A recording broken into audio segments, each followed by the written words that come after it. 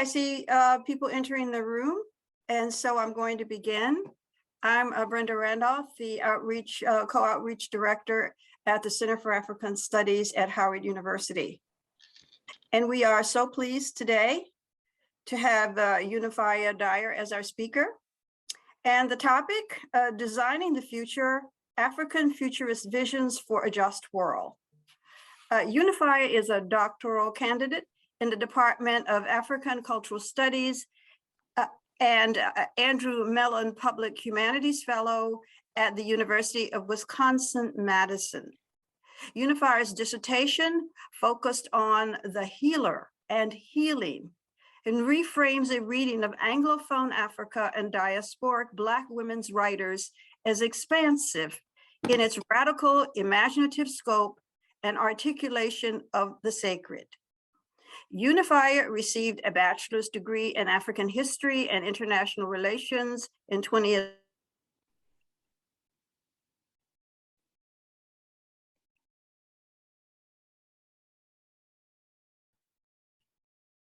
Did we lose Brenda?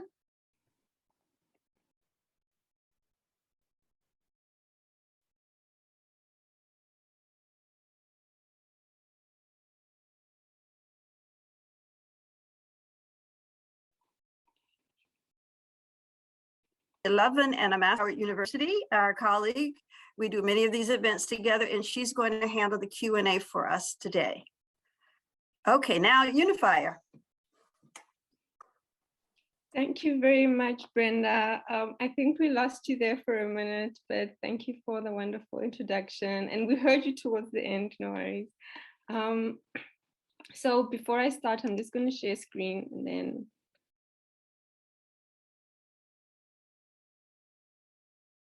Could someone make me the host? Oh, yes, let me make you a host.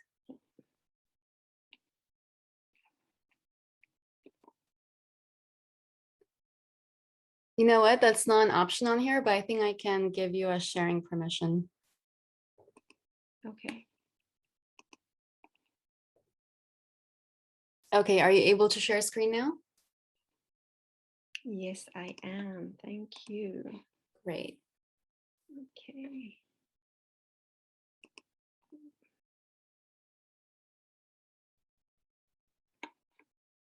Is everyone able to see everything clearly? Yes, we can see it. All right, great. I'm just going to set my timer as well. So thank you all for being here. I'd like to say thank you to Olayinka Olabegi from African Studies Program at UW-Madison. I'd like to say thank you to Brenda Randolph and Vanessa Oyugi for conversations before this. Thank you so much. And of course for Annie, who's here as the media specialist, and Helen Bond, who's facilitating this. So I woke up today on land that was Ho-Chunk land, and the University of Wisconsin-Madison occupies ancestral Ho-Chunk land, a place their nations call a day job since time immemorial. In an 1832 treaty, the Ho-Chunk were forced to cede this territory. Decades of ethnic cleansing followed when both the federal and the state government repeatedly but unsuccessfully sought to forcibly remove the Ho-Chunk from Wisconsin. This history of colonization informs current day relations, which see the indigenous peoples of this land dispossessed. I acknowledge their lives, past and present, and those are the communities of Menominee, Ojibwe, Potawatomi, Oneida, Stockbridge, Munsee, and Brothertown peoples. I also acknowledge my own ancestors, both maternal and paternal, and these ancestors are those who I work with in my own work. And I also acknowledge the ancestors whose work I draw on, who've paved the path and traveled extensive journeys for me to arrive here. I greet the ancestors who you come with too. By this I mean that by being here together, our ancestors greet one another and commune as they see fit. I find this including both these acknowledgements, because we occupy, live and flourish on land that was taken in brutal ways and has to this day not been given back. We also are here because of those who were removed and because of those who fought and aspired for freedom. I also do this here so that we're aware that we cannot speak of Africa and then distance ourselves from what it is that is before us. We must not distance ourselves from ourselves or our history in our teaching and in the institutions that we're in. So with that said, I am going to be speaking today on designing the future, African futurist visions for a just world. And I feel quite privileged to be speaking after the wonderful keynote that we had today that was so engaging. I feel like so much of the ground was cleared for me in many ways entering this this conversation. And I think that a lot of the designing, the rethinking, the resituation, the paradigmatic shift was already done for me. So I feel quite grateful for that. So I'm going to begin with this idea that we find in the description for this conference, right? That has us think about the UN Sustainable Development Goals. And the fourth one of the UN Sustainable Development Goals is education, right? And the Sustainable Development Goals were set up in 2015, covering 17 goals for a more sustainable future. It's said to be an improvement from the Millennial Development Goals. There's more on gender, more on civil society. It's said to dismantle inequalities between the North-South relations and within countries. But it's critiqued for not addressing overarching structural issues or seeing the intersection of issues because they're seen as isolated. So for instance, isolation of poverty, marginalization, ecological sustainability, etc. This makes transformation difficult, and more critique is that existing economic structures are problematic, like development aid, trade liberalization, and partnership with private sectors, right? So this is one way in which sort of thinking about Africa has been situated through these sustainable goals that are supposed to be met in 2050, right? The sort of projecting Africa into this future where Africa is said by the economists to have doubled by 2050. And that we'll have 2.5 billion people in Africa, and that a quarter of the population will be in Africa. And the Council of Foreign Relations has said that by 2100, 1 in 3 people on Earth will be African. And that Africa here then is presented as having to take advantage of what is called the demographic dividend to properly harness the youth boon and propel countries to economic growth and geopolitical power. And the idea is that simply how do we help Africa to help itself? So these are some of the ideas of Africa as the future that are thought of, that are sort of in the public domain for us. And I'd like us to shift to sort of think about what do we mean by Africa. I think that the keynotes did a wonderful job of entering us into this conversation, right, and shifting us there. And making us realize that when we think of Africa, we have to think of it as a complex term, that a philosopher and thinker like B.Y. Mudimbe has us think about Africa as something that is part of the colonial narrative, part of how we are seeing is drawn from thinking in anthropology through missionary thinking, and this shapes what we think of as Africa, right?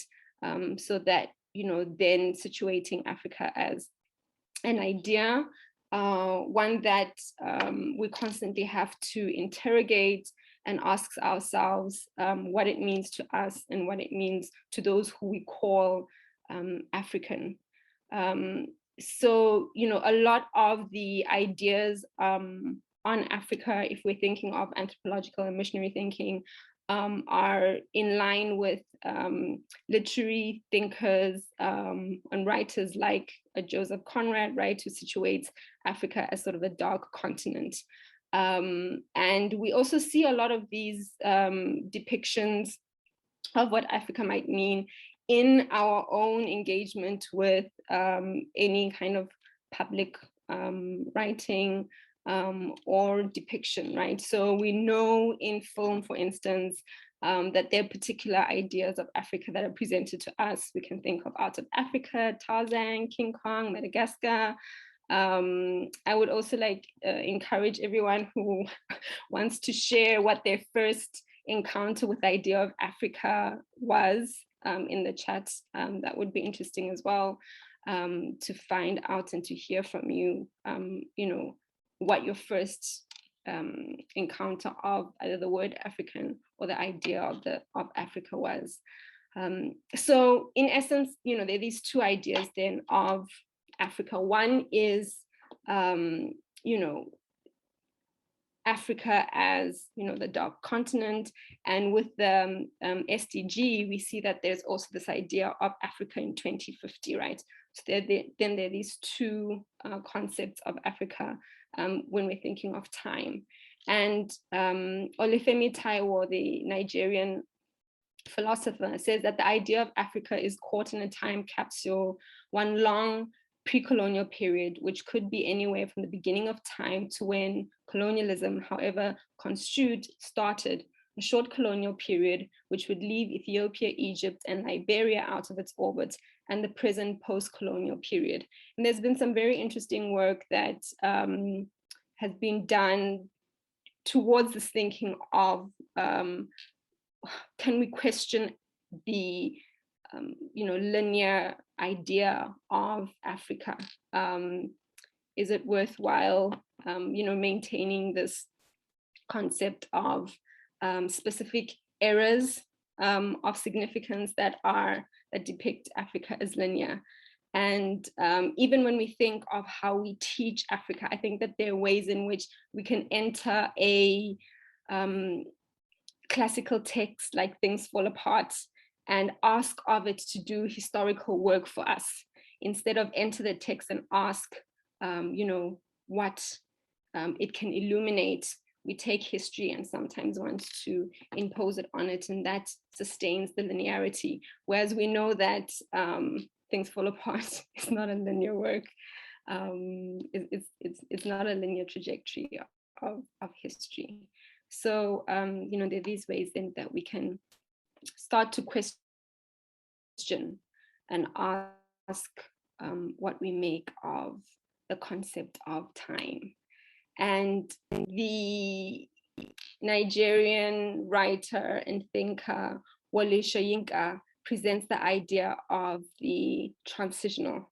And the idea of the transitional draws from Yoruba myths of origin, that there is a fissure between the gods and humans that we must constantly strive to close, that this distance is a spatial temporal one, and one that Soyinka calls the transitional.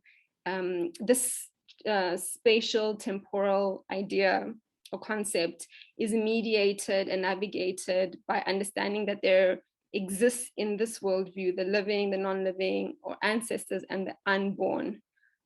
So here in this picture we have the Orisha Ogun, and the tale goes that this is as Soyinka retells it, right?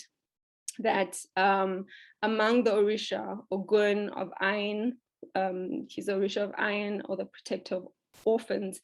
against all odds and through great will, set forth to pave the way from heaven to earth that would connect the two realms in memory of time when humankind and the gods were one. This being the time of Urimila, the oneness of the universe, which was split into 1,000 pieces. To reach the earth, Ogun had to pass through the treacherous abyss, achieving what no other Orisha before him could. In Shoyinka's telling, Ogun is the agent of will to reconnect the gods with humankind. He is the skillful wielder of iron who tries to close the gulf that Shoyinka says is the source of Yoruba tragedy.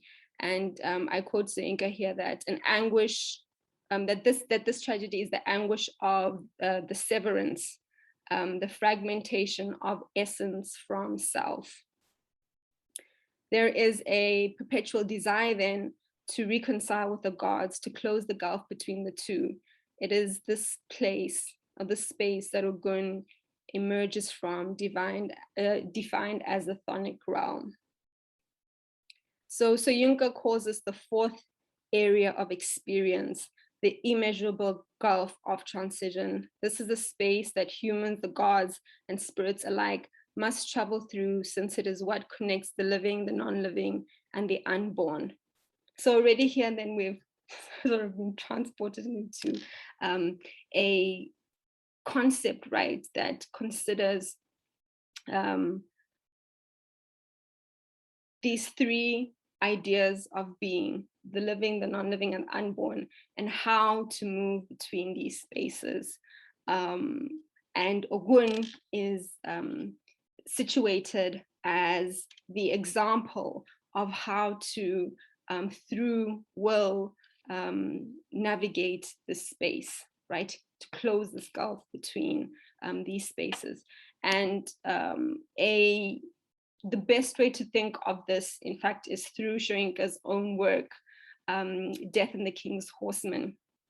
And in Death and the King's Horseman, we see how the fourth stage, the chthonic realm, is mediated through Elesin Oba, who is the king's horseman. Once the king passes, he needs to sacrifice his life to be with the king.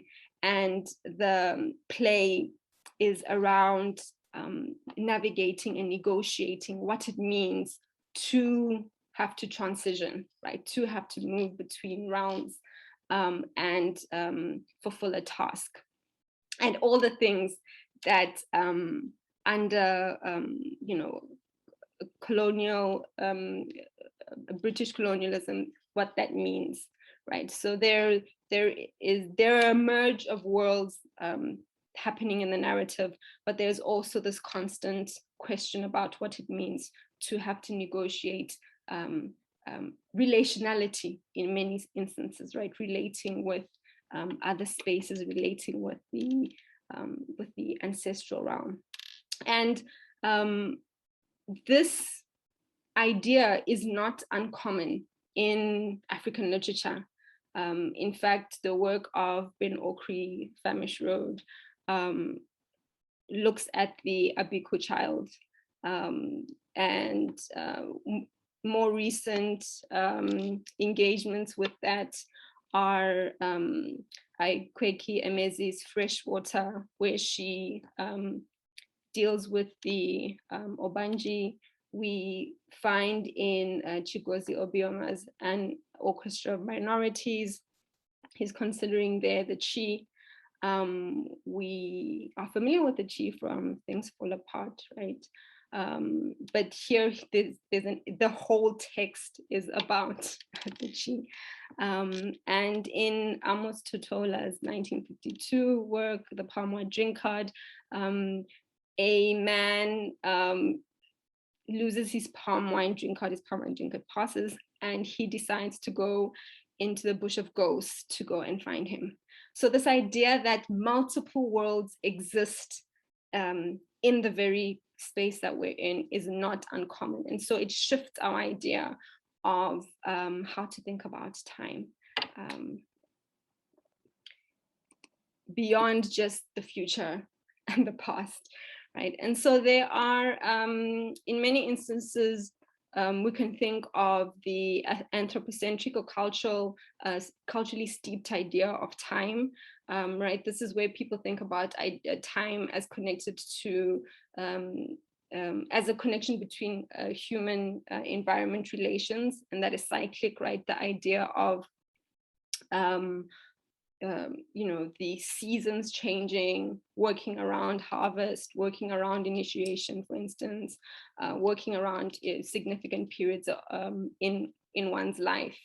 And for instance, Biwe Mudimbe speaks about, John Mbiti, pardon me, speaks of a time as made up of a series of events from the past, present, and the immediate future. He's thinking here of time in the Swahili concept, and he speaks of Zami as the, you know, this immediate future. So there's a long past, a present, and an immediate future. You know, that's one way of thinking about this human environment relation as well. Kwame Gyeke, from a philosopher from Ghana, speaks about time as not restricted to the past or present, and that it has an objective metaphysical existence, and within it events change, and through this we can date, for instance. And so he moves within the anthropocentric idea of time, but also shifting to the more scientific idea of time, time as a standard of measurement, right? And so these are one way for us to think about how there are discourses going on around temporality and what it might mean. If we were to visualize, for instance, what transitionality might look like right beyond the discourse, then it would be useful to think about Nwando Achebe's diagram, this beautiful diagram that she makes in female monarchs and merchant queens in Africa. And I think this captures succinctly for us this idea of the spirit world and the entities that reside there, the physical world and the entities that reside there, and then those in the center, those who are able to mediate and move between the two, right? So I mentioned Elesine Oba in Death and the King's Horseman, and that's the sort of place that he would reside, right? This the space where he can mediate between these two, the space of the transitional, the space of Ugun, right? If we're thinking of Shoyinka's mention of it in the fourth stage.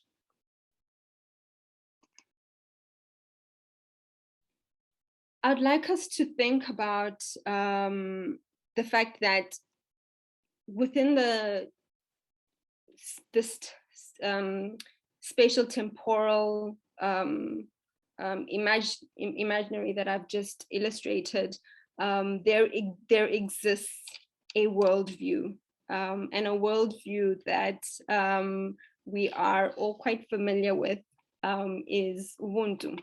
Ubuntu is a moral philosophy, and in this state, so Ubuntu is an Nguni word, but Ubuntu is found across Southern Africa. I grew up knowing of Ubuntu as Hutu. Those from Zimbabwe will speak of it as Hunu, those from the Swahili coast as Utu. There are also connections to Ho'oponopono from Hawaii. The Buen Vivir has also been connected to Ubuntu. So there are, even though Ubuntu has emerges in the democratic thinking and reconciliatory imagination of South Africa, it has resonance across the continent and across the world. So it is not an essential idea. It has a context from which it is birthed, but it speaks to the idea of relationality. It speaks to this idea that we are connected as the living to the non-living, that the non-living are connected to us, and that we are connected to the unborn are connected to the non-living or the ancestors, and they're also connected to us, right? And deeply, it's about relationality, not just between these realms that I've been speaking about, but also the responsibility to environment. In many instances, the environment, trees, lakes, mountains are an extension of our being. And in many places, that extension of being goes to animals as well, which is why we have totems. I have 2 totems myself that I carry from my father and my mother's side. And so the idea that we exist in a world where there are beings who we relate to and who relate to us is one, not specific to one geography, but 2 is essential to Ubuntu. I have here an image by Fabrice Monteiro, who is a Senegalese photographer, and captured here is a jinn, right? And the jinn is caught in cellulite, and behind them are monitors that are no longer being used. There are tapes. It holds up a fire burning with electric wires, and so this image for me is one way for us to think about, if we were to capture the idea of relationality, this is what it might look like. Jinns are in this depiction, spiritual entities who come to Earth to speak to us about certain pertinent issues. And in this instance, environmental issues are central. So if we are to think about relationality, we might want to, use this image. I find it useful to capture. And Fabrice Monteiro has several of these images with narrations about what these jinns mean in the specific context that they're in. So part of what I've been leading us up to is speaking about what we mean by the future. And if we have now a set idea of the temporal landscape that we might enter into, we can ask the questions about what we mean about the future. And we are all familiar with that Afrofuturistic movie Black Panther, right? And what it has offered for us in terms of thinking about the future, thinking about what representations of the future might exist. So Afrofuturism is defined by Womack as both artistic, aesthetic, and critical theory merged together, merging together elements of science fiction, historical fiction, speculative fiction, fantasy, Afrocentricity, and magical realism with non-Western beliefs. It is, she says, an intersection of imagination, technology, and the future and liberation. And close alongside Afrofuturism are ideas of Black speculative fiction.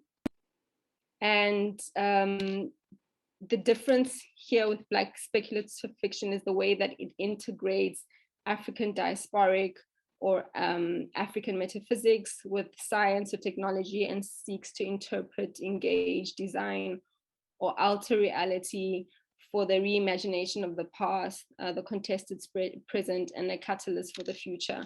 So the difference here would be then this engagement with the African diasporic space. And we see, for instance, in a film like Black Panther, that it is a set in two spaces. It's set in North America and it's set in an imaginary country called Wakanda, right? And it is an African-American depiction and imaginary of what that space might look like, or what an African country might look like if it weren't colonized. Now, because of these representations, there have been engagements by African thinkers and African writers, African artists about Afrofuturism. And there, one of the biggest proponents has been Nnedi Okorafor, whose work we will be engaging later on in discussion. And one of the reasons why African futurism, which is a term she coins, exists, is that there's an understanding that there's writing that is particular to a context. And so Nnedi Okorafor says Afrofuturism is specifically and more directly rooted in African culture, history, mythology, and point of view, as it then branches into the Black diaspora, and it does not privilege or center the West. So one need not get bogged down by the differences. I think what is important is to see the relationships between how different contexts shape thinking around the future. And I think for me, what is most interesting and fascinating about Afrofuturism, Black speculative fiction, and African futurism is they're not necessarily concerned with the future. They're concerned with the present and how the past has influenced and brought us to a present that is untenable for whether they be Black diasporic groups, African diasporic groups, African-American groups, African people, that there is an understanding that there is something untenable about the present. And so it is necessary for us to reimagine it. And we have with us in the present the tools to do so. and where one draws from, whether it be speculative fiction or science fiction, African indigenous thinking, is all up for grabs, which is why there are even more terms. We have African futurism, we have juju futurism, we have organic fantasy. All of these are coined by people like Nnedi Okorafor, engaged with by thinkers like Mohale Mashigo from South Africa, and many other African futurist thinkers and writers. We have Black speculative fiction, which I spoke about, science fiction, African indigenous thinking that can be drawn on, Afrofuturism, quantum futurism, astro-Blackness, Afro-surrealism. And so there are a plethora, there's just diversity in terms of how to think about and reimagine with the tools that we have, with our understanding of time, with our understanding of the transitional, with our understanding of Ubuntu, being able to wield these tools freely to reimagine, yes, a future, but really it's about reimagining our present, and understanding that we create our future inside of the present that we exist in. And so, beautiful ways in which Afrofuturist artists have done this has been, this merge between the African indigenous with technology, with ideas of space, which are extremely important in Afrofuturist thinking.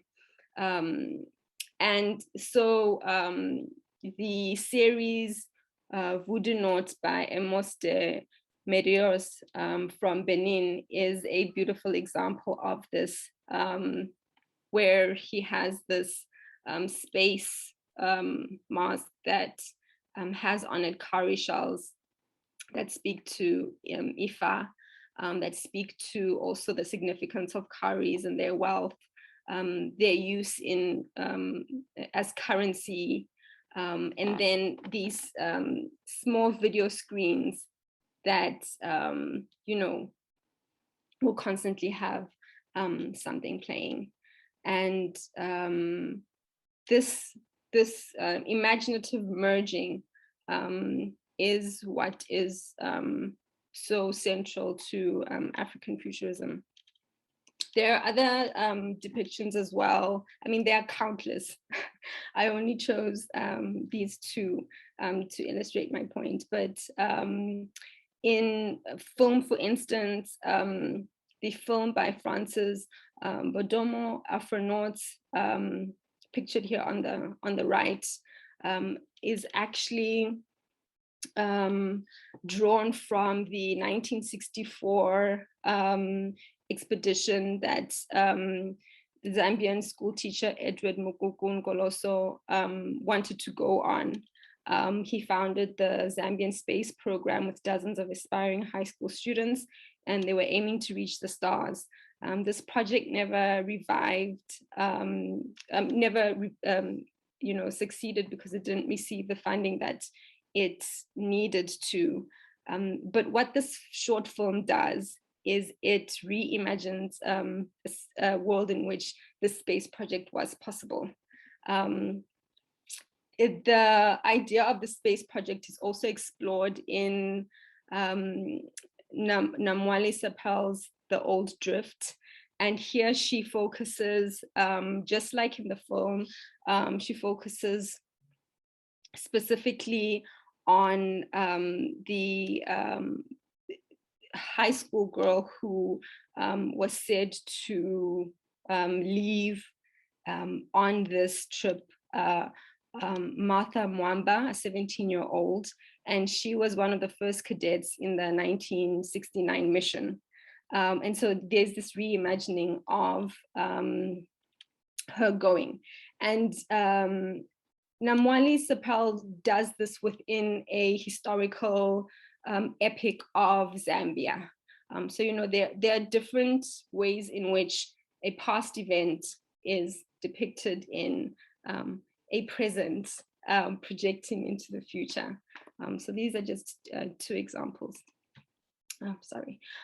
So I wanted to very, very briefly, because we've spoken so much about, a paradigm, a worldview, and an epistemology, right, of thinking. I wanted us to think a bit about the ethics of teaching Africa and what that might mean. And I think that for me, at least, it came from a video that was circulating around a math teacher in California, Riverside, who was teaching mathematics. And she was in very racist depictions and manners depicting Indigenous American peoples. And so I think that there are ways in which we can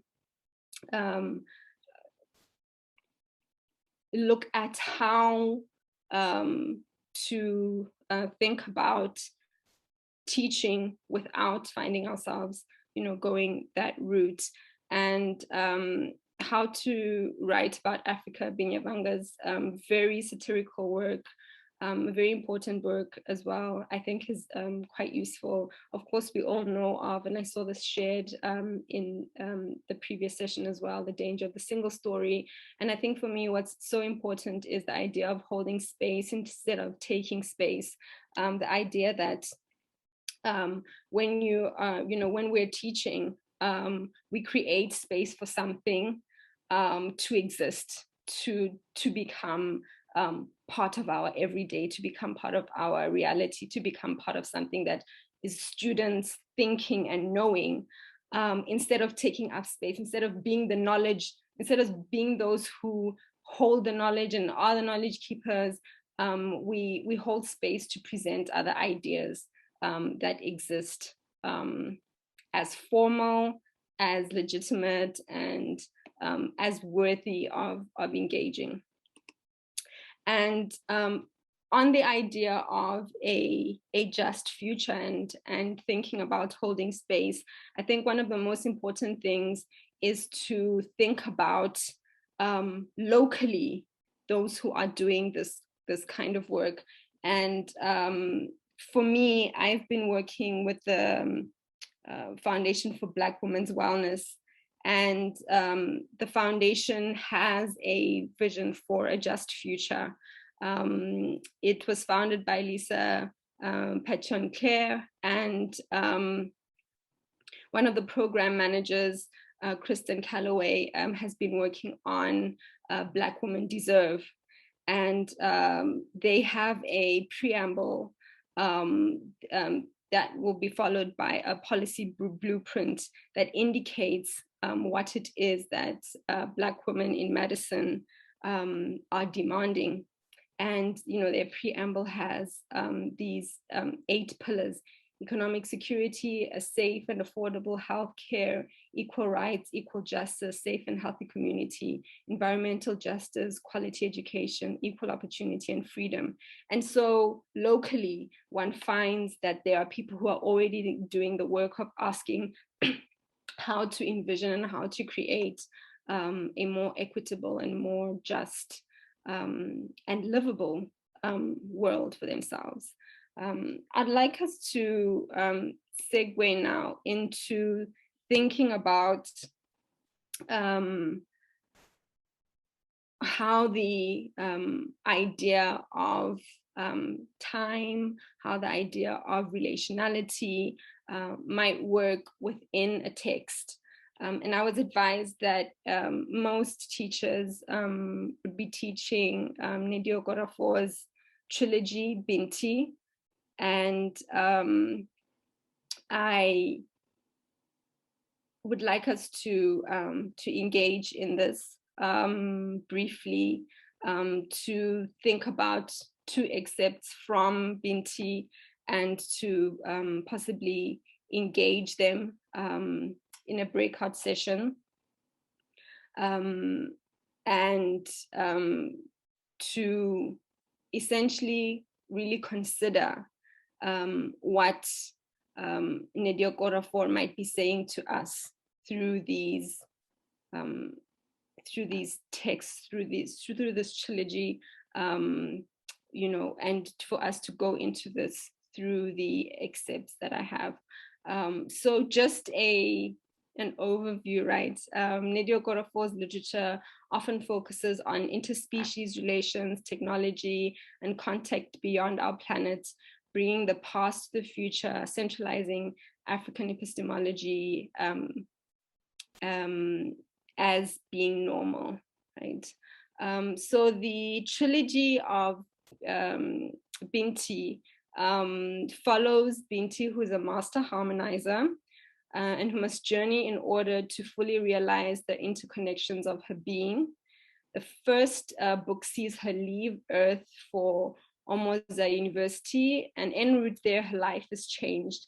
Everything after the event on the 3rd ship centers around an ancient war between the space Medusa beings and the Earth residing Kosh, and the central role Binti must play. In order to fulfill her role, however, Binti goes through an epic odyssey.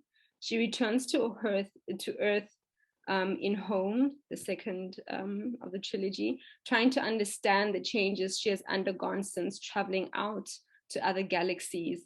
And in the third, Night Masquerade, Binti becomes someone larger than her imagination.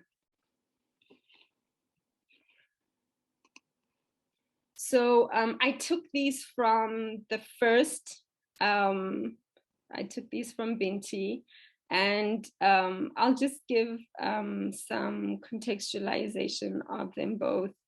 And I hope it's okay. I need that we can go into breakout sessions after that.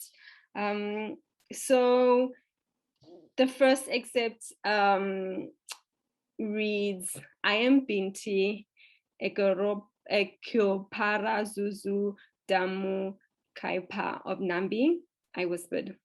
This is what my father always reminded me when he saw my face go blank and I started to tree.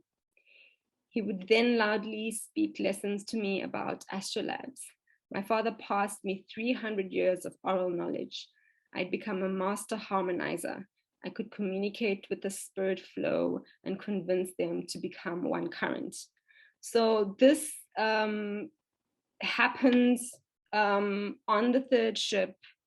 She says it's on the third ship, and this is just after the Medusa have obliterated everyone on board the ship. And when she's trying to grapple with this, she trees, which means that she goes into a meditative state where she solves mathematical equations, right? And so Binti utters these words.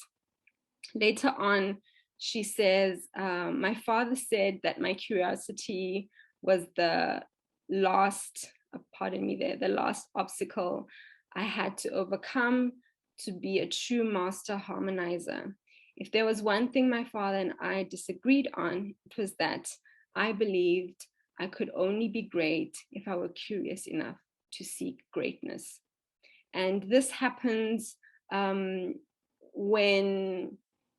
Binti is speaking to Oku, right, the Medusa she meets, and she is made to be in contact with after what happens on board the fish. And she says this just before she has to realize what it means to be a harmonizer. Right? So I hope we could break up into groups, maybe 3. Great, so 3 groups.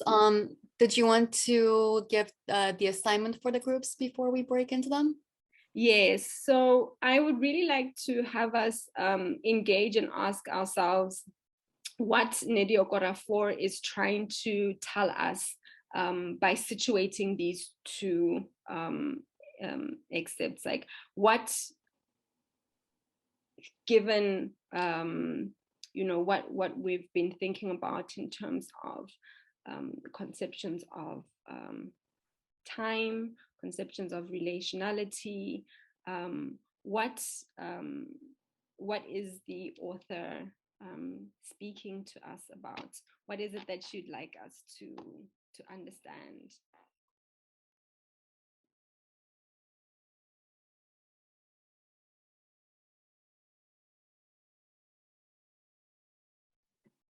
All right, we're back. I think everyone's back now. So thank you all for that. Thank you for obliging me. It would be lovely to hear before we go into. In fact, no, I will hand this over to Helen for the Q&A, and it will be lovely to hear from other groups. You know, what you discussed, and you know, even if it wasn't on Binti, if there were any interesting things that came from the breakout groups. So thank you all very much. Thank you, Unifier, and we will definitely be bringing you more into the conversation as we get the comments from our 3 breakout sessions. So we'd like to take a few minutes to hear from each breakout session. And of course, as Unifier suggested, feel free to even expound even more. So who would like to go first?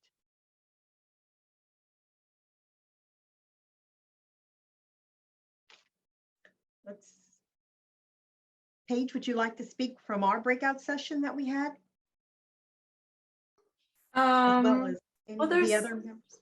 sure. There's so much to say, and I would be quoting Candace if I were to say what, and the dog next door is not going to help out. Candace, while the dog is having his moment, would you please? Thank you. Candace, can you? Yes, I can say. Again, I started out mentioning that, you know, I teach English in Beloit, Wisconsin, Beloit Memorial High School. And so I'm not able to read the Benty trilogy. I would love to teach it, but I made the connection to the first science fiction book novel that I'd read by African-American female, which was Wild Seed, Octavia Butler's Wild Seed. And I made the connection because, again, here's a female who is she's got abilities that we hadn't seen before on the page, and she's a shapeshifter. She's a protagonist of the story, of course. She's a shapeshifter. She can change into an animal or another human being.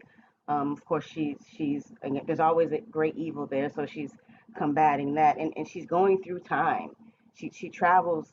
You know, story starts in Africa, and she's going to the new world, and she has these descendants. You know, because the greater evil is trying to do something that only she can kind of prevent.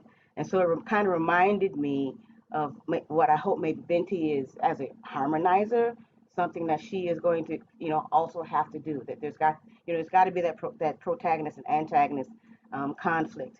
And I also made the connection, you know, that again, I was in college when I read Wild Seed. So this is in the early mid '80s when I read Wild Seed. But I immediately connected that to the Star Trek series that I grew up watching. I was born in the '60s, and so I grew up watching Star Trek, and I did it for, you know, Uhura. You know, she was the black woman who, you know, you couldn't get to Kirk unless you came through her. She controlled the communications, and she was one of the reasons I fell in love with languages and I wanted to speak as many languages as she did. You know, I said, if she can do it, I can do it. And so, I mean, that was basically the connection that I made, that we were finally on the page, because as Africans, African Americans, you know, we have a supernatural heritage. We're paranormal and everything else, but we've been systematically cut out. So it was just very, very refreshing and inspiring and everything else to see it finally on the page. You know, we have those histories. I think every one of us probably has ghost stories that we've been told by our families, but those things never showed up, you know, until recently, because I mean, the publishing industry has gatekeepers. We all know that. And so I think that was the basis of what I added. Anybody else who wants to speak? I don't know. I think Monique mentioned something about being the first female protagonist. Monique, would you want to speak to that? Both Monique and Candace are teachers, so it's great to have them sharing. Yeah, sure. I'm a 9th grade special education English teacher here in Albuquerque, New Mexico. And you don't get the privilege of really having a lot of protagonists, at least at my grade level, what novels I have access to, class sets. Protagonists aren't males or aren't females, and more specifically, protagonists aren't people of color. Like Of Mice and Men is one of like the most famous novels taught here in my district for the 9th grade level. And of course, that's 2 white male protagonists in an era where they used like NER, which is seen in the novel as well too. So seeing that Benty, those little passages just have made me do the connection that you don't see a lot of female protagonists and female protagonists of colors represented in novels. And so I've never really had the opportunity to read novels that I was able to reflect and be like, wow, I can look like this person, or wow, I share the same beliefs as this person. So just again, making that connection that we don't get a chance to really promote different multicultural novels in the classroom that have different types of protagonists that represent different cultures and different peoples, not just people of color, but people with disabilities. I'm a special education teacher. And so it's the stereotype like, oh, you're in SPED, you ride the small bus type of thing. And so you don't see a lot of like positive promotions of like a variety of people. And so I don't know, the Venti novels, they looked great. I hope I can convince my school to buy some so we can have them at least available in the library for students to have access to. So that's all I had to say. Thank you. That's great, Monique. Thank you, Monique and Candace. So that was one of the breakout room sessions. We have two more. So I'm anxious to hear from the other two, and I'm sure Unifier is as well. And she'll be certainly waiting to take your further questions as well. So can we hear from one of the other groups? Hopefully you won't make me call on you.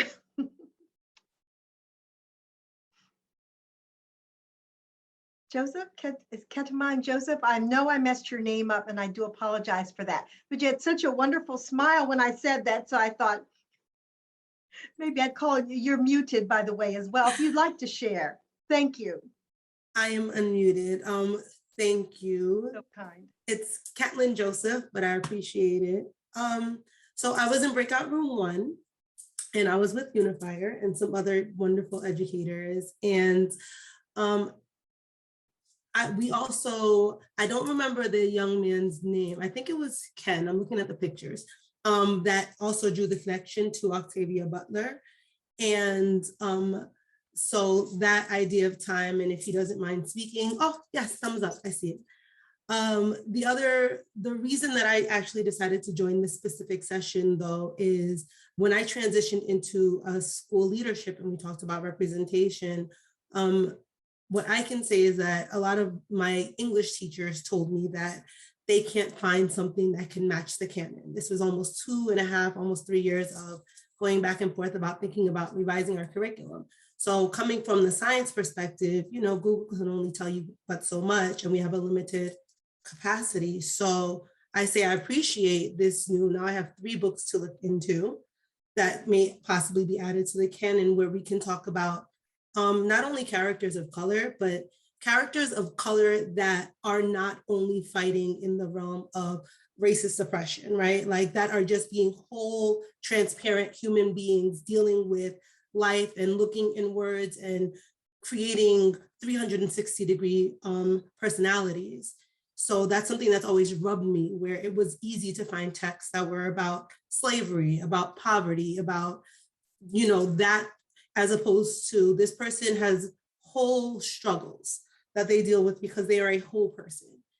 And so I'm hoping that with utilizing these books and others that I hope come up throughout the conference, we can start to not only show people in our community of color, protagonists on the page that are whole people that deal with whole struggles just like them, but also people that might be from outside of the community, that we are whole people. We are not a monolith. This is not our one perspective that we're coming from. So I say thank you to all of you. That was a personal reflection. I didn't mean to represent the whole room, but Ken, I think you had a lot to say about Octavia Butler, so I'm totally putting him on the spot. Good, thank you. We like that. Let's hear from Ken. Thank you so much. I wasn't going to say much, but I feel compelled. Catherine's gracious reference to me as a young man. I'm going to hold that very dearly, okay? And I'm not going to question that. I'm going to take that as unquestioned. But I think there was the echo to Octavia Butler's books, which, by the way, Unifier, you may be interested. There is just a colleague of mine has just produced a graphic novel of A Parable of the Sower. John Jennings and Damien Duffy. They were commissioned earlier to do Kindred. So it seems to me that, again, the genre of the graphic novel, or what we used to call the comic book, and I'm wondering whether there's a plan to do that for the Binti series. But I'm also interested to hear from the teachers, and especially the English teachers. I think in addition to the politics of representation, also the sort of class politics, right? The working class, realities. And I'm wondering how we can connect this. Lastly, I'll say, I just reread and I teach at the University of Illinois. I teach in urban planning. And one of the things I use, I teach Parable of the Sower. It's a very difficult book, but you know, I open it up by saying it's a sort of dystopian, and the reality of what Butler represents there was her imagining in the 60s and 70s in California. And for my students, I say, for you guys, you just need to look through the window. That's exactly the world she's describing, the gated complex, that dystopia. And this is the challenge, is how we can recreate that. So this futurist vision, but I start to see in what Butler is doing, more grounded in the lived reality of them, especially the metropolitan, right? So in some ways, sort of, I see in Nelly Okorafa's work, a more kind of leap to cyberspace, right? Which of course is a valid space as opposed to the grounded local space.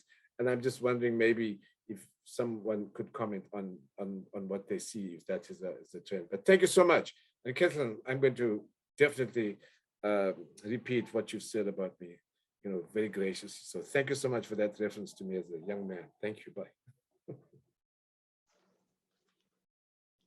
Wonderful. So that was our second breakout. I'm just going to scroll to my second screen. So maybe there's anyone from the third breakout session like to share with us? You can share widely any of your thoughts.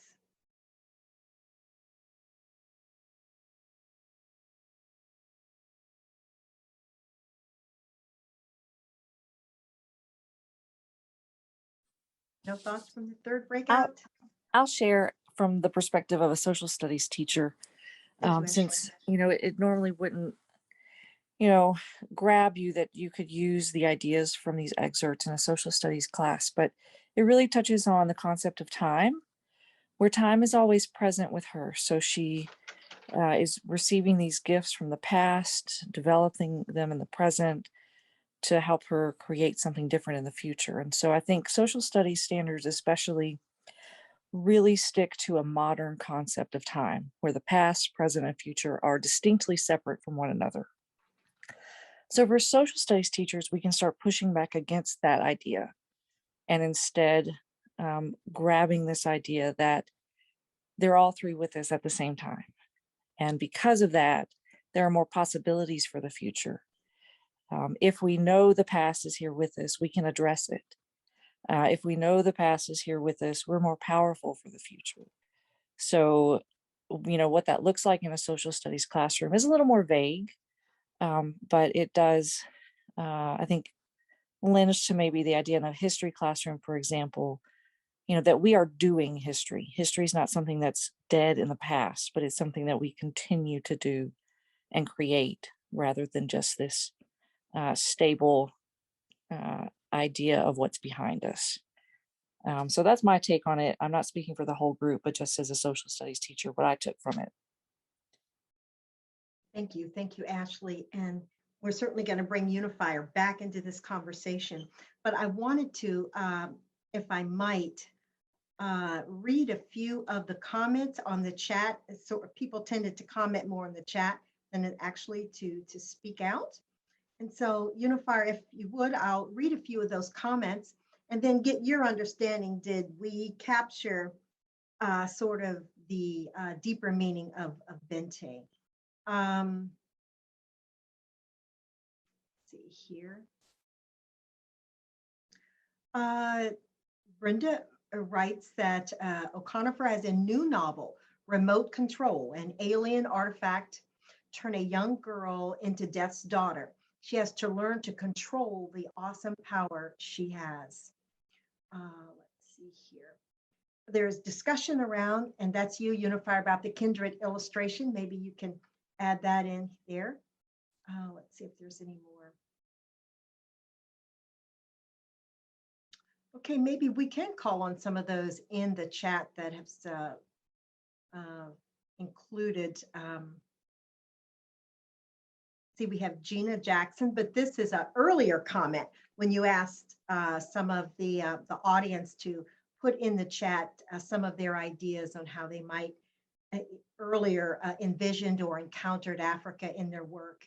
the continent being the foundation of civilization. We were taught early on in our home. Clearly remember seeing various African art from a historical perspective.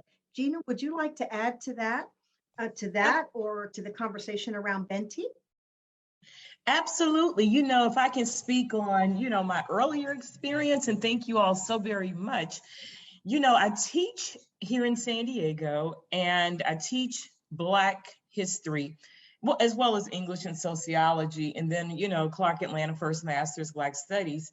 So for us growing up, it was just a natural part of who we were, and just knowing, you know, the true foundation of where we come from, the continent, you know, and not feeding into the stereotypes, because as we know, you know, here in California and across the country, it's a shame that we have to fight for ethnic studies and definitely Black studies, you know, to be taught to our students.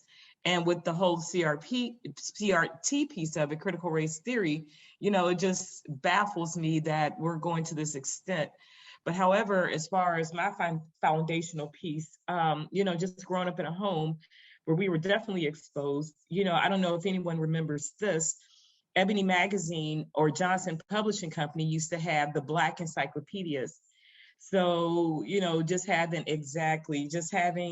you know, various resources. And then, you know, with the family that I come from, you know, educators, so on and so forth, you know, attorneys, business owners, it was just always a part of, you know, our knowledge of self. Well, you know, needless to say, the continent of self, and just setting that foundation of who we are as strong Black people.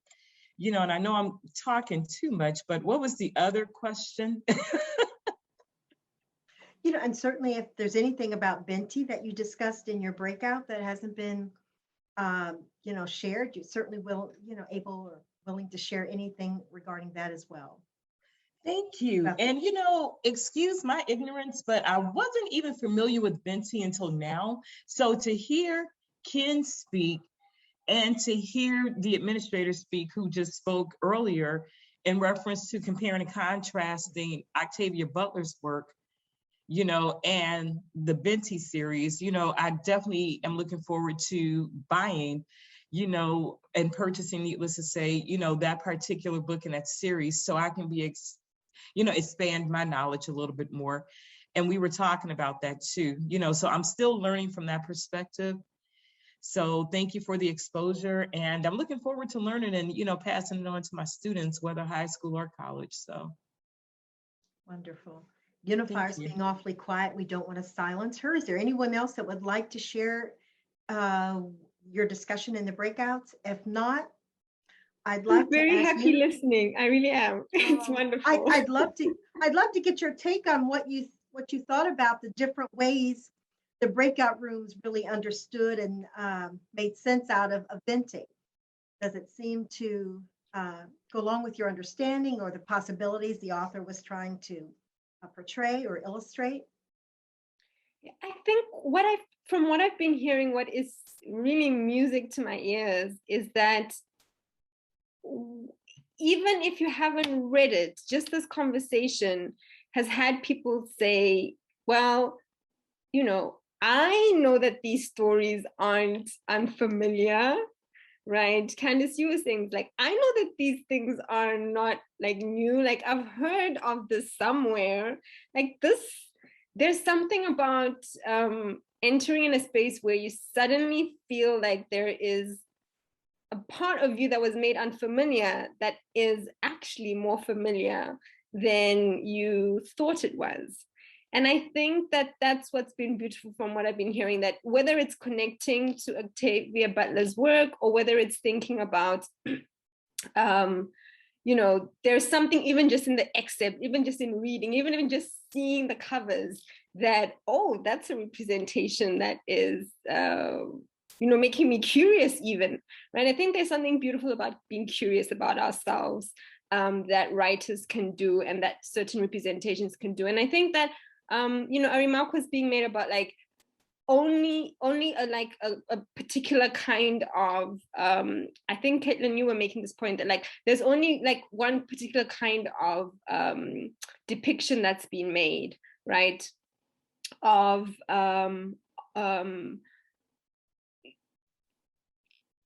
whether it be in literature, whether it be in film, of Black female figures or just of Black figures, right? And I think that what you know, Octavia Butler's work does and what Nnedi Okorafor's work does is it expands our understanding of who we are. And in fact, Binti's going through that.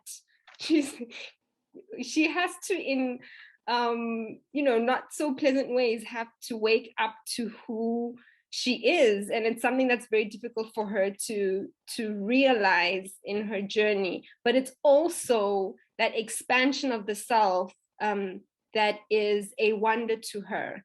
And I think that these works do that. They show us that it's not just about like this, it's like the social meets the historical meets the political meets our imagination, right? And in fact, there are, there's this beautiful work, I'll just show it since I have it here, Octavia's Brood, right, which is a science fiction, which are science fiction stories from social justice movements, right? And in this work, Octavia Butler's and speculative fiction is positioned as social justice work. In fact, it opens by saying, whenever we try to envision a world without war, without violence, without prisons, without capitalism, we're engaging in speculative fiction. All organization is speculative fiction. And there's something I think that's beautiful about thinking about the fact that our wish not to be where we are, even when we ask ourselves, why am I not seeing myself in these works? Why am I not allowed to refer these works in class? Why is there this dearth of this apparent dearth of work in this space? That in itself is speculative fiction. That is wishing yourself into being. And I think that's a very powerful thing for us to have. And I think that what I've been hearing here is that people are already saying, well, I already get the sense that I've been wishing myself into being, because I've been seeing myself in these spaces, you know, without even having read Binti. So thank you, Unifier. We're going to unfortunately have to wrap up, but on such a great note of wishing yourself into being. I really love that note. So we're going to wrap up. I'm going to hand it back over to Brenda and Vanessa. Thank you all very much for participating in the breakout sessions. Brenda, Thank Vanessa? you so much. Yes, just thank you for coming. Thank you for all your comments. This has been such an engaging session. Thank you, Unifier. Wonderful presentation. So now you'll get a few minutes to relax before jumping into the next session. Bye-bye. Bye-bye. Thank you.